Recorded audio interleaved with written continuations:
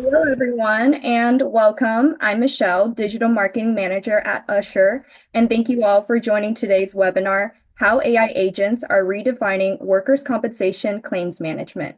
Before we get started, I'd like to go over a few housekeeping rules for today's session. This meeting is being recorded and will be sent to everyone after the call. You'll also receive a copy of today's slide deck for you to review at your convenience. And lastly, please use the Q&A feature in Zoom to submit your questions at any time during the session, and we'll answer them at the end of the presentation. Now I'd like to present today's speakers, who are Saurav Basu and Chuck Gomez from Exavalue, and we also have Simha Sadasiva and Dan Mylapore from Usher. Saurav Basu is the founder, president, and CEO of Exavalue, a global technology consulting company focused on insurance and other regulated industries. He brings more than 30 years of experience advising executive leadership teams, leading complex business transformations, and managing global consulting organizations. As a recognized thought leader and value creator, Saurav brings deep expertise in insurance transformation, technology modernization, customer experience, data and analytics, and AI. Chuck Gomez, who is our moderator for today's session, has over 30 years of insurance technology experience working at insurers, MGAs, and broker companies across the spectrum of the P&C industry and was an industry analyst at Naverica. Now part of Datos Insights, Chuck is the general manager for Exavalue's products and solutions business called Exasure, which can be found at exasure.ai. And Simha Sadasiva is the CEO and co-founder of Usher, the leader in agentic AI-powered customer experience for regulated industries. Health plans, insurers, and financial services firms rely on Usher to automate their most complex customer journeys, from first contact to resolution. Simha built his career in telco, web, and enterprise middleware, and that grounding in carrier-grade systems show in how the platform is engineered. In nearly a decade at the helm, he has grown Usher from an idea into a profitable, durable business trusted by some of the largest enterprises in the world. And lastly, we have Dan Mylapore, who is the Director of Solution Consulting at Usher. He brings more than 20 years of experience in AI-driven customer experience, customer engagement, and process management. Over his career, he has supported Fortune 50 insurance carriers and financial services organizations lead strategic transformation initiatives. Without further ado, I will now hand it over to Chuck, who will be leading today's discussion. Chuck, over to you. Thank you, Michelle. Welcome, everyone. Workers' compensation claims management has long been burdened by high costs, administrative complexity, and delays that impact both employers and employees. Carriers, state funds, provincial territorial boards, and TPAs in US and Canada face growing underwriting and claims pressure to improve responsiveness, accelerate return to work outcomes, and manage increasing servicing demands with limited resources. For example, recent research on worker comp trends indicate that with respect to coexisting conditions and workforce demographics, underwriters are adjusting risk frameworks to account for an aging workforce. They are closely pricing the tail risk of claims prolonged by pre-existing conditions like obesity, diabetes, and substance use. With respect to claims, the first reported of injury and the initial intake phase represent the largest bottleneck in the workers' compensation ecosystem. Inefficiencies during this baseline stage delay medical treatment, increase litigation rates, and severely inflate total claim costs. Solving problems at intake can be very helpful and impactful as the benefits trickle down into the rest of the claims lifecycle. Today, we're going to explore these industry challenges and more of workers' comp in North America and the current trends on how AI agents are leveraged for solutions to address some of the long-time challenges and inefficiency. Now let's get started. Saurav, so you've worked with lots of carriers across the industry, particularly workers' comp, talked to a lot of prospects about problems and challenges to solve. But today, what's changing in workers' comp that makes this conversation so timely? And Where are carriers feeling the greatest operational strain today? Yeah, thank you. Thank you, Michelle. Thank you, Chuck.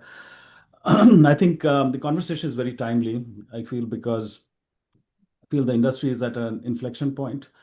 For the last many years, as you mentioned, that there has been a focus on efficiency and cost reduction. Clearly, cycle time reduction, reducing cost, et cetera, was focus. But now there is a focus on improving outcomes. And claims frequency have increased, but claims complexity have increased even more. Severity has increased. Medical cost has been rising. Litigation has been increasing. And there is an unprecedented pressure on claims organizations to do more with the same or fewer resources. The good news is that many of our clients and carriers have been investing in core systems, and that has solved some of the efficiency problems and has brought in a level of automation. But now the challenge now is operational execution, and how do you meet claims outcomes, and how do you improve things like delivering better claimant experience, improving communications to prevent litigation. How can you help adjusters manage growing workloads and have every adjuster perform like your best adjuster? Obviously, technology can be a big help there. How do you reduce friction in the adjuster and claimant journeys? How do you intervene early and not just process claims faster? How do you improve return to work outcomes without adding more people? And how do you focus on what is in the industry being called recovery management and recovery intelligence versus just claims automation? So I think it's very timely because there is a huge focus, and through newer technologies with AI, and you touched on a few. There's a lot of there's a lot of opportunity in providing better outcomes. When we speak to our clients, we feel that the greatest strain today is in three or four areas. First of all, there is a shortage of claims talent and adjuster capacity. You touched on that. The adjusters have a huge amount of workload, primarily driven through increased volume of claims, but also increased severity that shows up through the life cycle of the claim. And they are spending about one-third of their day in actually true claims management, and the remainder is being consumed by administration, documentation, intake, filling up missing information, communications, data gathering, so on and so forth, which is essentially a little bit wasteful. So we feel that there is this challenge around claims talent and adjuster capacity. If you can give a couple of hours back to the adjuster in a day, that would significantly improve claims outcomes. And the other part that we see is medical cost and severity is rising. Medical costs are rising 6 to 8% in many jurisdictions. And there is a huge amount of wage inflation as well. So in that context, medical record review, insightful decisioning, and action is extremely critical. Many workers' comp adjusters are receiving hundreds or even thousands of pages of medical documentation. So how do they find the right information in the right 10 pages that is very critical for the right resolution of the claim? So summarizing medical records, detecting changes in treatment plans, highlighting recovery path deviations, surfacing next best action. Those are the things that are extremely important from a decisioning standpoint. It's only 5% of the claims that actually create a large impact. It's 95% of the claims are not necessarily the claims that create challenges for carriers. So I think just finding the right claims, the right points of intervention, and intervening early is extremely important. The other part that we see is high litigation and attorney involvements. And this is an aspect of not necessarily people think it's severe injuries. It's not actually as much severe injuries as much as breakdown in communication. So when injured workers don't know what's happening next, they often go to attorney representation. So identifying claims that are most likely to become litigated, I think, is extremely important, and effective communication with claimants, I think, is supremely important. The other piece that we see is, as we know, workers' comp is highly regulated, so heavy reporting obligations, manual compliance, and some of those things can be aided through technology now. We see claimant expectations have changed.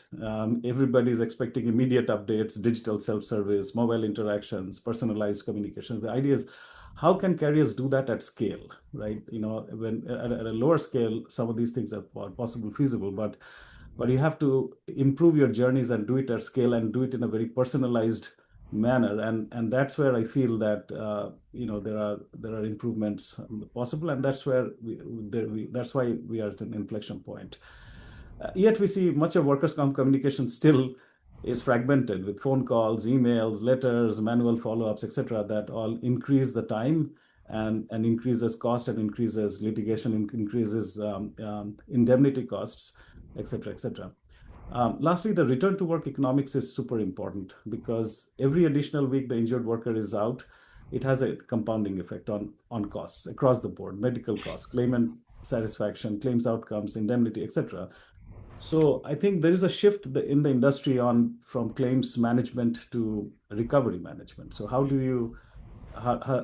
can these processes be helped? And every insurer that we are talking to, on the claim side especially, they are talking about how can we get to recovery, and how can we not just focus on automation, which is a given, but how do you improve eventual outcomes? So it's really optimizing decisions, optimizing workflows. I think people know how to do it. It's optimizing decisions now, and having the right intervention for the right work at the right moment and the right point in the claims life cycle is very important. Great. Thank you, Saurav. You certainly have brought a lot of experience and a lot of those carrier discussions to the table here, so appreciate that. Definitely gives us a clear picture of the challenges carriers are facing today. Sima, I'd like to ask you from your perspective, why do you think traditional automation is no longer enough to address those challenges? The technology has evolved quite a bit. If you were to look back 20 years and see what the evolution for software and automation has gone through, we've evolved from the earliest forms of ETL, right? Extract, transform, load techniques. Then came the business process management BPM solutions that brought in some flavors of low code, no code capabilities. And then it evolved into much more deeper automation capabilities with the early forms of machine learning. And fast forward to where we are today. So these are the various different phases of how automation itself has evolved. The bulk of what automation was able to really effectively solve for was more on the middle office, back office side. Mm-hmm. Right? You could articulate your business process, you could articulate the job to be automated, and you could bring in the right technology. The hardest problem to solve was what was referred to as the front office automation. The first mile interaction, engagements, that was the biggest problem, and you could never quite verbalize or codify the intents, and the intents could never be so broad that it caught every one of the first mile front office interactions. That's the reason why all of the technologies until the LLMs arrived never really quite solved for that front office automation effectively. Okay, so that was the biggest opportunity gap that we saw with the traditional software structured programming driven, no code, low code driven business process automation capabilities. While it effectively solved 70-80% of the middle office, back office, it could not quite effectively solve for the first mile, last mile. And that's the opportunity that we see with this new age of LLM driven automation capabilities. And that's what is very, very exciting. Right. So very interesting. So with technology in the past, we've solved some issues, lots of issues around the back office to the middle office, but challenge on the front office. So today, as we know, and as I stated from some research, solving the front office challenges will certainly have a positive benefit that trickles down to the rest of the life cycle of claims that can achieve similar benefits like shorter, return to work, and lots of the other benefits that could be gained from simply by focusing on the front office and that intake phase. Very good. So while the challenges themselves haven't changed, right? Same challenges we have in that front office, the technology to address them certainly has, right? So let's explore why, AI agents are changing the conversation. Why AI agents? Why now? And we've been talking about, automation for many years, Sima. Yeah. So help us out understand what's fundamentally different about AI agents. So if you look at the things that you have to codify um, and orchestrate, all of the decisioning around how to handle that piece of work that you're trying to automate it needed to be articulated in some sort of a orchestration layer, and then you had to go write the rules connected to various different backend systems programmatically. All of that now can be done much more easily, seemingly, with AI agents. Okay, they are powered by large language models, and when you equip them with the right kinds of tools and ground them in the very specific tasks that you want those AI agents to focus on, they can be incredibly effective in solving not just the middle office and back office problems, but it can now solve your front office problems. Mhm. Now that's the big shift. That's the big aha. That's the big unlock that we see.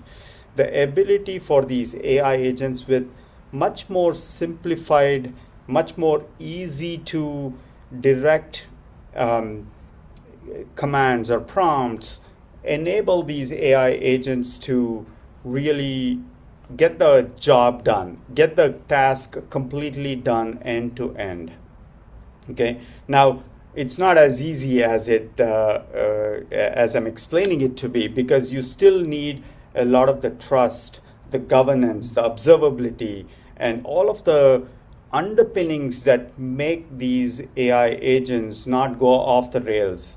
Because we are talking about regulated industries, we are talking about compliance, we are talking about data privacy, and so there's a lot of heavy work and heavy lifting that is required. You can't just, it appears like you can just go to any frontier model and you can actually put up a solution. While that may appear to be the case for demonstrating a concept, to really productionize this and do this at scale requires a lot of the deep thinking and framework establishment to harness, so that these AI agents can actually solve the front office, middle office, back office problems effectively end to end.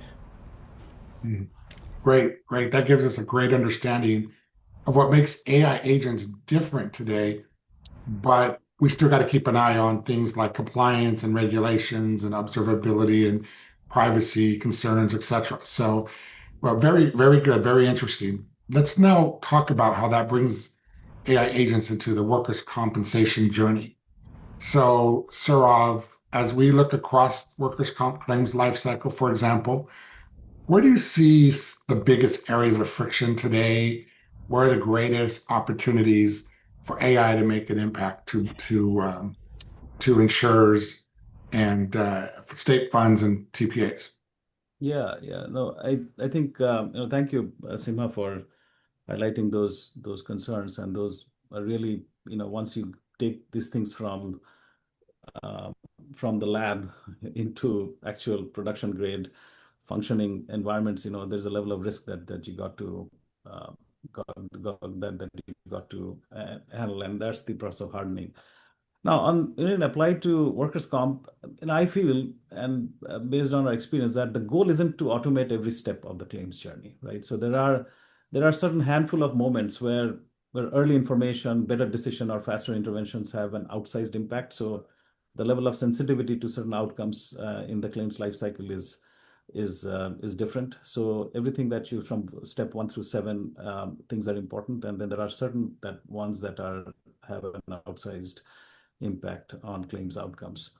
So Chuck, you highlighted the FNOL and first contact. So I think that is the FROI piece is super important because the root cause oftentimes of many challenges downstream in poor outcomes is really is stuff that wasn't handled during intake. So we're talking about missing information, delayed medical care, incomplete injury descriptions, incorrect routing, failure to contact claimants, and things of that nature can be quite easily solved through some level of technology, like as Seema mentioned.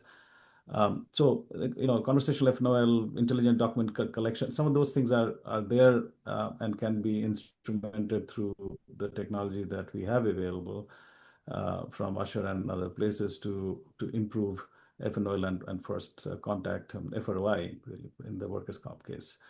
The other opportunities are around severity identification and triage.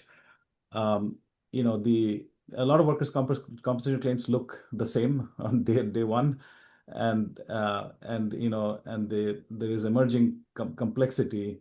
And Chuck, you touched on some of the comorbidities, some of the attorney involvement, etc., delayed recovery. So 5% of claims actually become significantly more complex. As you look at the life cycle from step 1 through 7, I think it's important to identify the ones that are likely to become a part of that 5%, right? Opportunity 3, I think, is medical management, and just having a clear eye on medical management is important. It's not just the volume of information, but changes. So what changed since yesterday, I think, is important. So change detection, treatment plan, monitoring, etc. That we talked about that. So that is a huge area where AI can be helpful.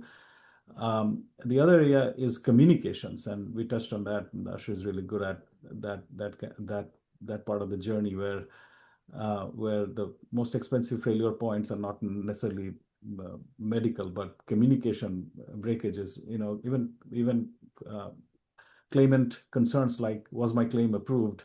When do I get paid? What's next?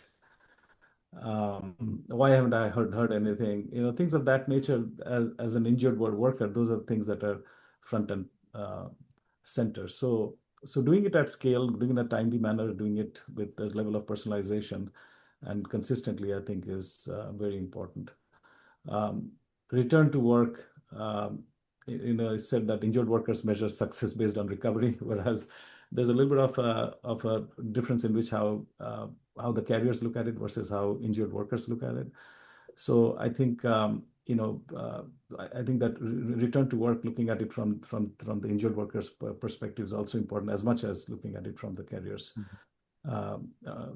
lens. So the AI opportunity there is around return to work risk prediction, right? Around employer engagement. And engagement for all key personas, provider coordination, early interventions, things of that nature. So, but the key thing here is that these things in the life cycle or in the value stream are all connected. FROI, medical management, communications, litigation, finally return to work are all connected, because a poor intake might create a poor triage. The poor triage creates delayed intervention. That creates longer recoveries. That may introduce some level of litigation risk, and overall it creates claims costs. So I think having the right solution early in the process actually drives a lot of efficiencies and drives claims outcomes a lot better. So that's one. The other is really how do we orchestrate these claims journeys that continuously recognizes risk, that guides decisions and claims, keeps the claim on the best possible path. So that's really around looking at it from the life cycle standpoint. And clearly, when you look at the possibility for AI, there is a lot out there, whether it's generative AI, in the form of accurate summarization, claims notes, or conversational AI through FNOL or agentic AI for end-to-end claims monitoring and intervention. Seema talked about the fact that it could be end-to-end and not just looking at parts and pieces of the claims lifecycle from an agentic AI standpoint. There is also possibilities around predictive analytics on severity, litigation, return to work, reserving adequacy, things of that nature. There is knowledge graphs now through which there could be relationship mapping of claims and fraud and things of that nature. So in the life cycle of the claims, there is a lot of possibility for introducing AI, and all of this could lead to better outcomes.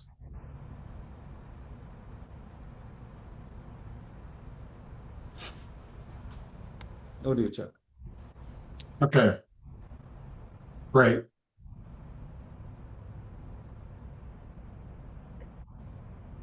If I may chime in here, just continuing on what you were talking about, Saurav.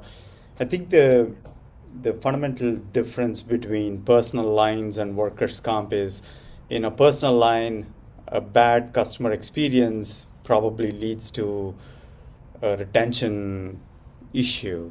But in the case of workers' comp, a bad customer experience will cost you lost dollars, and a claimant who feels ignored is more likely to hire an attorney, and a litigated claim will cost you 3-4 times the cost a normal claim would be, right? And would probably extend the life of the claim as well. So just maybe continuing that conversation, I see massive opportunities for us to just apply the agentic capabilities into the world of engagements and interactions. These systems of intelligence, as we call it, which is the next evolution of systems of engagement. Many of the carriers have modernized their claim systems. Most of the carriers were working on legacy platforms who were 30, 40 years old previously. Now, there's a big body of work that has been done to modernize and bring claim systems that are much more friendly to the world of APIs and software, and they've taken advantage of that. And that transformation happened over the last decade or so. Now you needed to insert a system of engagement on top of them to solve for this front office problem.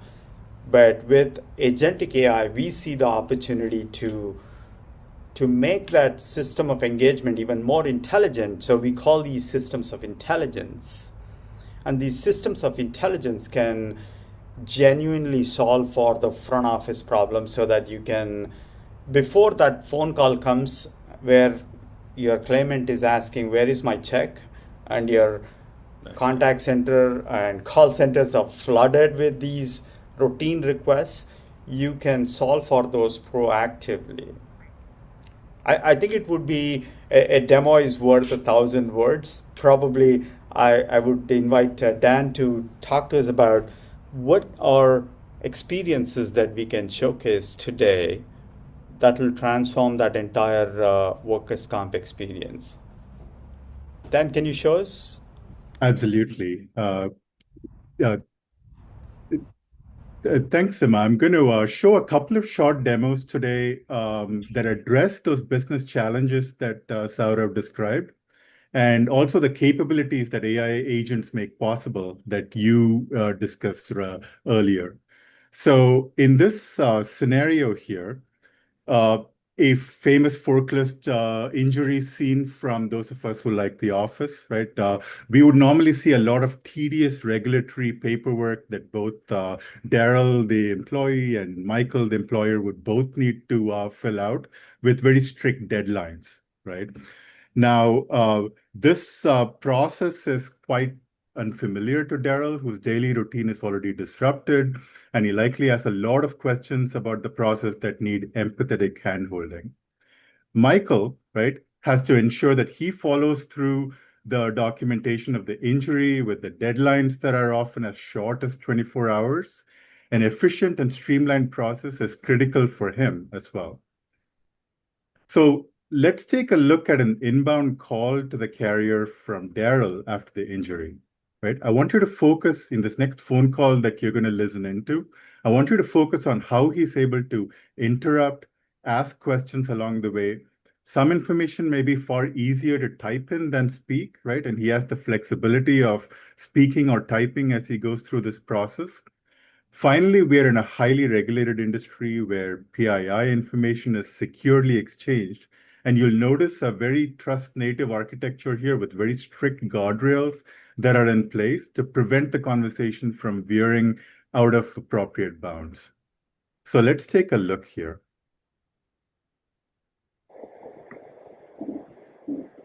Hi, this is Kayla from Argent Shield. How may I help you? If I get injured at work, how much workers' compensation do I get?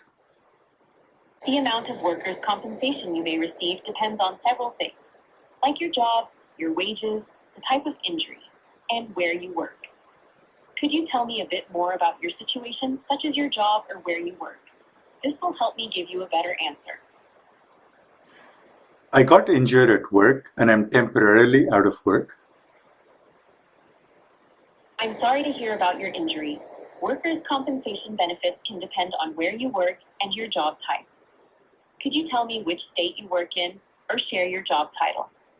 This will help me give you the most accurate information about your benefits. I'm in California. Let me check the details for workers' compensation benefits in California. Please hold on a moment. In California, if you're hurt at work and can't do your job, workers' compensation usually pays you about 2/3 of your regular pay while you recover. You need a doctor to say you can't work, and payments start about 2 weeks after your employer knows about your injury. These payments aren't taxed. If you can do some work but earn less, you might get paid for the difference. Benefits usually last until your doctor says you can go back to work, or for up to 104 weeks. If you have more questions or want to know about other types of benefits, just let me know. How do I file a claim for this? I can help you file a workers' compensation claim. You can do this right now on this call, or if you prefer, I can send you a secure link by text so you can fill out the details on your phone. Would you like to continue here on the call, or get a link to do it by text? You can send me a link. I've sent a secure link by text to your phone ending in 6806. Please tap the link when you're ready, and I'll wait here to help you finish your claim. Once you connect, I'll guide you step by step.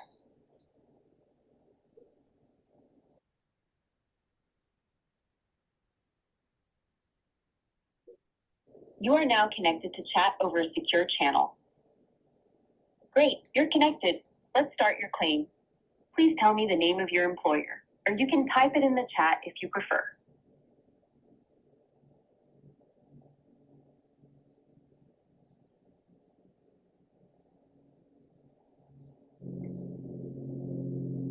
I found your employer as Dunder Mifflin at 3975 Freedom Circle, number 870, Santa Clara, CA 95 Wushioker. Is that right? That's correct. Thanks for confirming. What's your full name? You can say it here or type it in the chat, whichever is easier for you.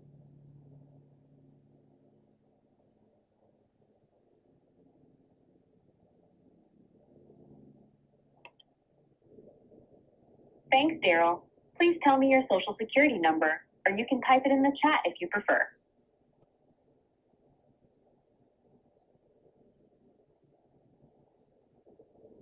Thank you.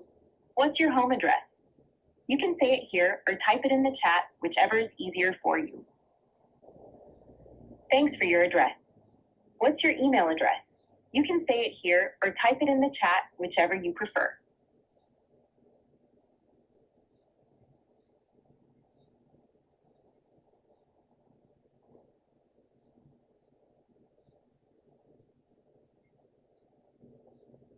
Would you like to get all notices by email only?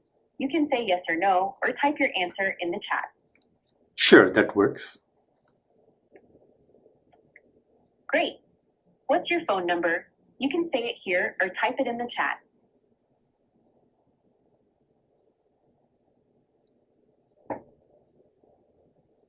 Thank you.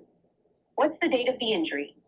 You can say it here or type it in the chat, whichever is easier for you. It was last Friday. Just to confirm, was the date of injury last Friday, May 29th, 2026? That's right. Thank you. Where did the injury happen? You can say it here or type it in the chat. At the warehouse? Thanks. Can you describe the injury and which part of your body was affected? You can say it here or type it in the chat. I was using the forklift to lift a pallet of paper, and my hand got crushed. I'm really sorry to hear about your injury. Your claim has been filed and your claim number is C98765. We've sent your claim to your employer and you should get a response within 24 hours. Is there anything else I can help you with today? Can you auto-approve my claim for me? I understand you'd like your claim approved quickly. I can't approve claims myself, but your claim has been sent to your employer and will be reviewed as soon as possible. If you have any questions about the process or need help with something else, just let me know. I'm all set, thank you. You're very welcome. If you need anything else, just ask. So once Daryl has provided his portion of the required information, depending on the state, Michael's clock is now ticking, right?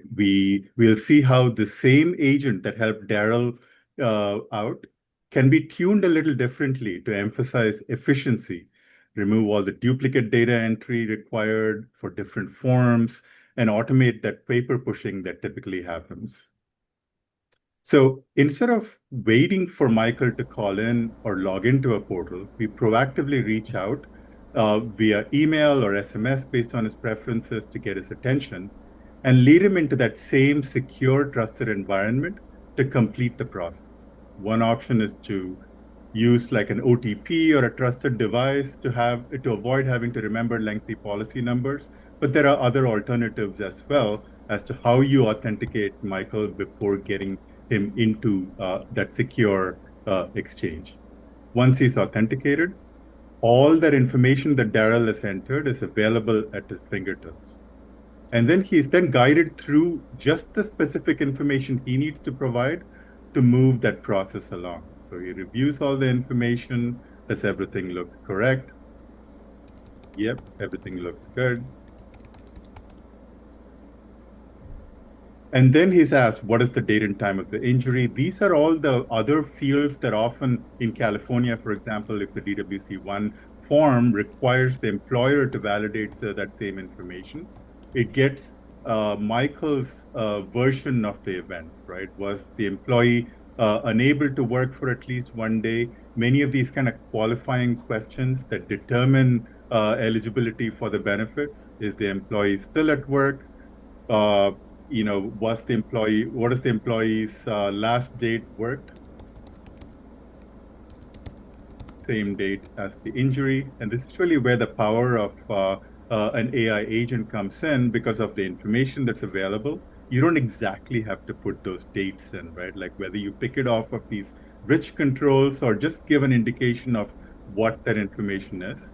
Everything can be put together. And not only that, the agent fills all of Daryl's information, fills all of Michael's information. Everything is now put into, whether it's a docu-signable form that is now available, where Michael can now click, add his signature, and that information is now ready to be sent and dispatched off to the appropriate agency, right? So if you can see what has happened here, like all the information that is required is collected in a guided manner, but there are multiple forms, right? So in this case, there might be a first report notice form 5020 that might be required in California, some additional fields that are required.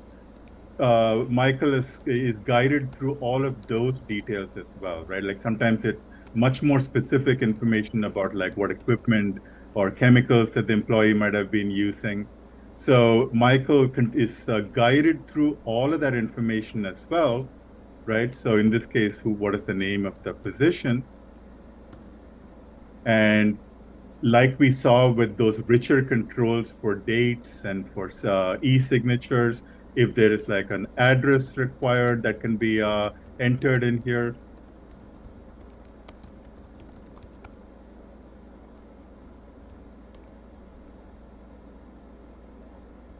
And whether the employee was hospitalized overnight, and if there was any emergency room treatments that might have been required.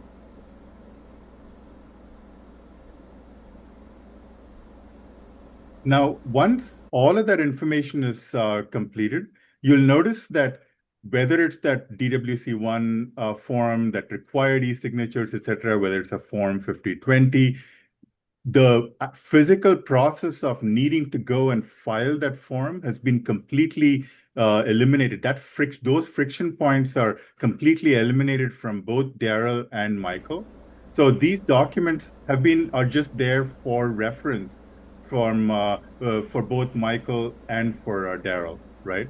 So just like the agent was empathetically helping Daryl, it's much more focused on efficiently completing this step in the process, right? So this example here that we've seen with both, with both Daryl and Michael, there's a couple of examples, right? That may be tailored. Each carrier is going to have a different version of this that would be tailored. So where Usher's capabilities come in is we have what we call as Usher Assist, a studio where you can configure every aspect of this interaction, right? This agent, the knowledge that this agent needs to have, like all of those workers' comp benefits and frequently answered questions, etc. The guided tasks that we saw, that intake of the workers' compensation claim, notice that this is just English, right? You just describe what that process is. And that's all that is required for that agent to manifest that experience that we just saw. Would be nothing if it wasn't connecting to real-world back-end core systems to make this happen. So whether it's a claim, all of those APIs are all configured here. Same thing with trust and safety. Remember those questions that we were asking that were outside of the guardrails asked for like an auto approval of a claim? How do you ensure that that is not, the agent is not veering into inappropriate scenarios? This is where these kind of guardrails that we put in, it's not just what comes out of the box here. Every carrier has their own guardrails that compliance and legal would require us to put in. Like you can add your own safety related, compliance related, sensitive PII masking related guardrails, and how do you avoid inappropriate content. These can all be added into the system. Now, the way we authored this, it was quite, there was a very empathetic way in which we engaged with Daryl. This is how we configure this, right? So we configured it with high empathy, and we made sure that this engagement was at a grade 6 level. Now, for the employer, you may want to tune it to be much more, concise to the point and, a higher level of engagement as well. Now, the way you configure outcomes and measurements and analytics is also similarly prompt-driven, right? The AI suggested, Usher recommended certain metrics we may want to use. We could add our own metrics as well. And these are all measured in real time, right? Same thing with test suites. How do you actually ensure that all of those kind of repeated quality checks that we want to do, quality control is built into our process here. And finally, what you're seeing here with all of these tabs and configuring it, you don't have to go through it in the way that I described it. You could actually use the Usher Assist capability on the side. And if, let's say, help me improve the tone, right? claim intake step, right? And now you've got the agent suggesting improvements, suggesting ways in which we could, make this process better. It could even be from the very starting point. I could just say, I want to build a workers' comp agent, and here are the parts of the process that I'd like to automate. I've shown a couple of examples here. Now, in the broader workers' compensation journey, we've got that proactive outreach to the employer. But let's say that there is an attorney involved. There could be similar proactive outreaches there. Saurav, you're probably best positioned in this group here to describe, in the broader scheme of things of the workers' compensation journey, all of those various low-hanging fruit that there are where these capabilities can really come to bear. Oh, this is awesome. Thank you, Dan. I think your point around the configurability as well as the bringing in things like empathy, etc., is very, very, very, very key because we're dealing with injured workers. Now, workers' compensation is very unique, as we know, because there are so many personas and so many types of parties that have to be kept in the loop, right? And there is you mentioned the injured worker clearly. You talked about the agent. There is the employer, HR for the employer, the adjusters, medical providers, nurse case managers, claims leadership for carriers, attorneys, etc. There's a number of personas that get involved, and each of these personas, they have their own needs, and they need to be treated differently. At the same time, this is a connected experience across all participants in the claim.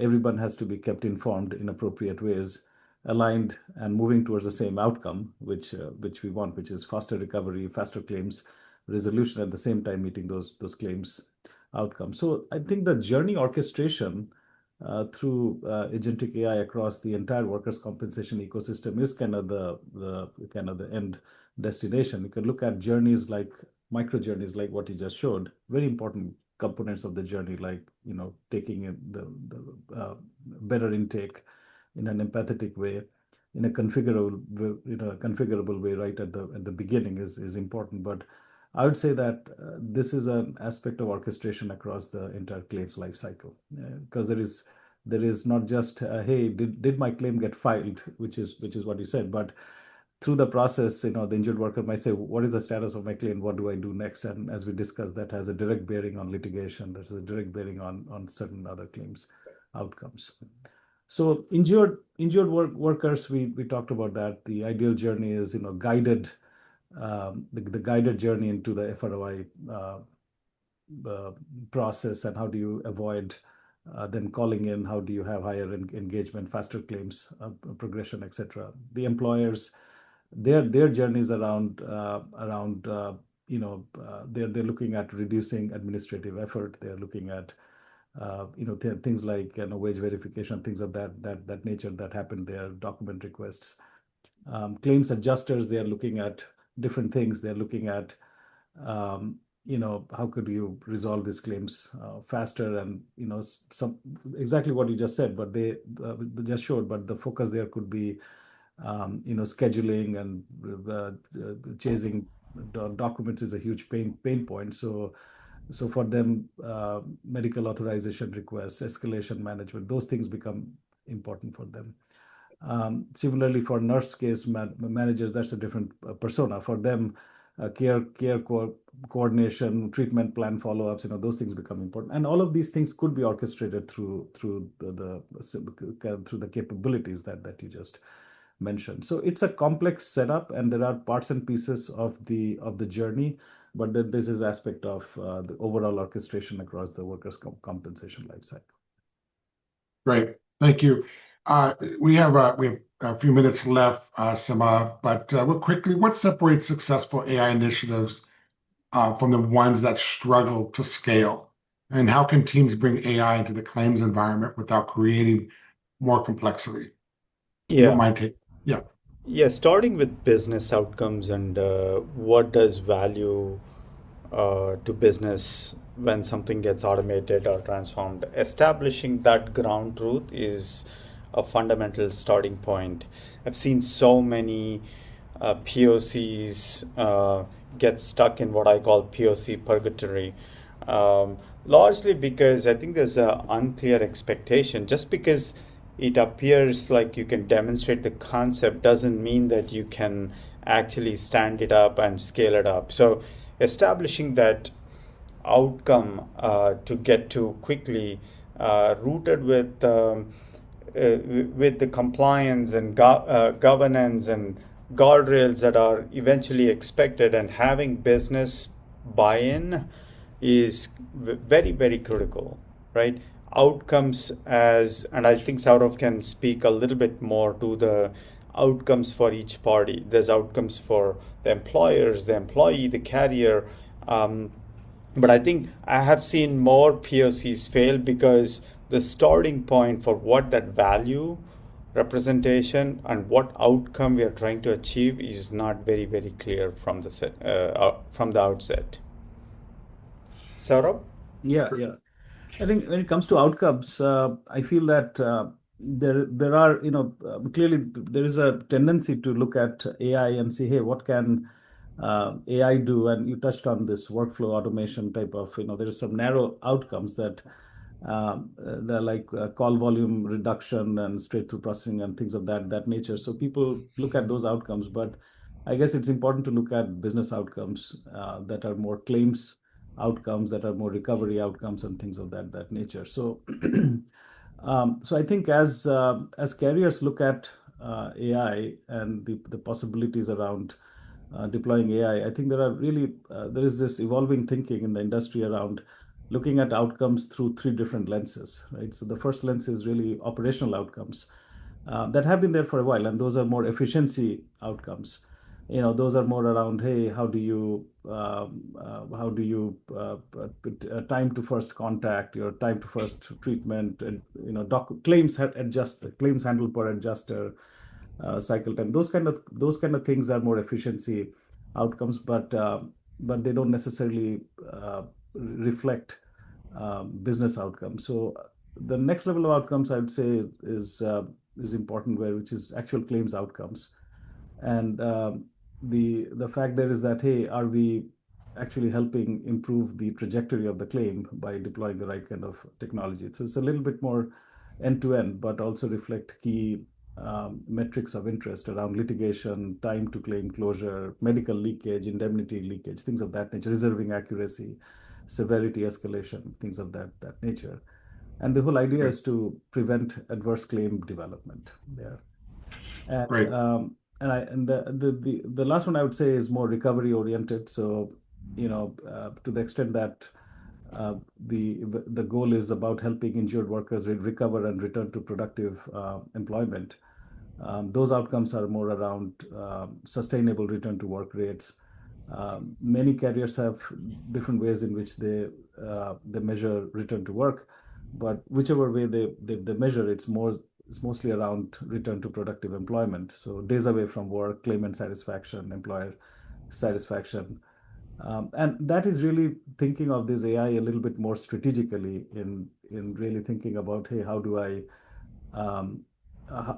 actually impact outcomes of interest rather than narrowly about what AI can do. So really at a high level, operational outcomes, which is, are we making the claims organization more productive, efficient? Claims outcomes, are we preventing adverse claims development? And then recovery outcomes, are we helping the injured worker return to work sooner? So those are things I would say, are most important just in framing this whole conversation around outcomes. Good. Thank you. So before we open up to audience questions, I'd like to end with our discussion by looking ahead. So, and this is for both Saurav and Sima. Imagine you're the chief claims officer of a workers' comp insurer with a limited AI budget. If you can fund only one AI initiative over the next 12 months, where would you invest first? Why? And what measurable business outcomes would you expect to achieve? Either one could start. You want to take that, Saurav? Yeah, go ahead, Sima. I like I mentioned, I think you need to identify a few key results that you expect, and begin with the value. What does value translate to, right? Tremendous pressure on adjusters today. Most adjusters are probably handling between 100 150 claims at any given point in time. How do you bring technology that can augment their workloads, which delivers better claimant experience, better claim experience? How do we ensure that we can close loop and reduce the time for processing, automation of documents that can be done? So these are all various different metrics that we can start with. When you begin with that, you can also establish, the number of calls that you want to automate that are low hanging. Where's my check? What's the status of my claim? You can begin with those as a starting point, and these agentic deployments typically learn over time, and you can expand the scope of these agents so that they can do more and more things. And the more confidence that you get with automating these things, the opportunities to deliver even more value is not incremental, it's more exponential. Yeah. I think I agree with that, and I also say that the two or three ways to look at it. One way is, hey, what is mature today, and what can you deploy? Going back to your point around governance and things of that nature, is not just the use case, but really the relative maturity of deploying those use cases in the claims life cycle. So some of those things around FROI and FNOL, I think is very, very important, and that impacts the trajectory of your claims and outcomes. We think conversational AI is extremely important there. The other thing that I feel that is with some of these advances in IDP, intelligent document processing, medical record summarization actually is very important. That reduces your medical cost, have potential to reduce medical cost significantly. So there are some narrow areas in which you can think about that. Hey, as we said, that there are in the claims lifecycle, there are certain things that actually have outsized impact. So that's one frame to look at it. The other frame to look at it is just early claims intelligence, right? So if you were to say, hey, what is it in the first 72 hours? The workers' comp claims professional think of this as 24 hours, 72 hours, and 30 days. So the early claims in intelligence and investing in early claims in intelligence pays outsized results from a claims outcome standpoint. Good. Thank you both.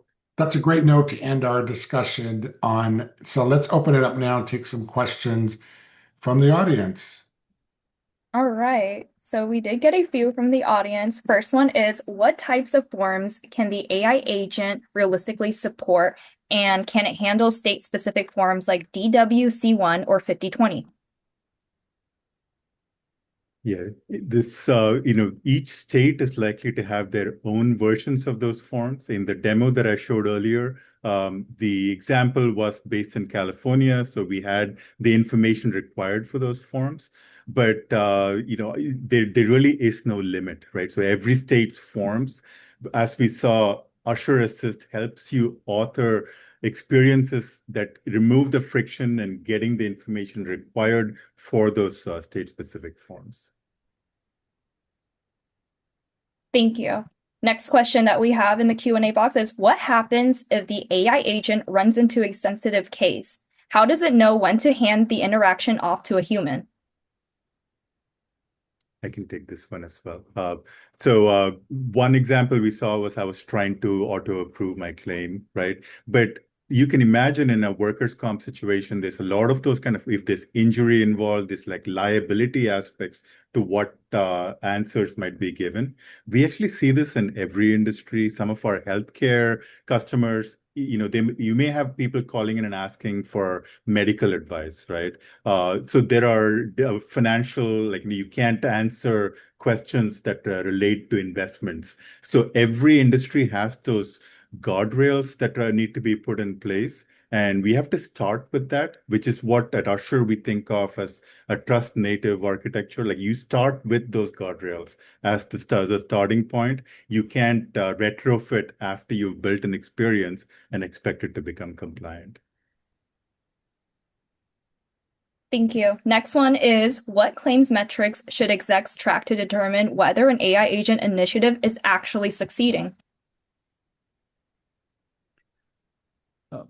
We did talk about some of that in terms of the operational metrics, the claims metrics and outcomes metrics. So we can certainly follow up offline with some samples, some examples, but I thought we just covered it in the last few minutes. And we'll have one more question. How should we think about AI agents, as another point solution or layer on top of connecting the claims ecosystem? I think I mentioned this briefly. I think we think about these as systems of intelligence rather than just a point solution. So this is the reason why these systems are truly broad, and they can be overlaid on top of all of the back office systems that typically exist in the world of the carriers or in the world of the employer. When you design these experiences through these systems of intelligence, then you are not creating these point solutions that work only with your policy administration system or your claim system or your CRM system. They're genuinely a system of intelligence that can reason, act, orchestrate, and complete tasks end to end.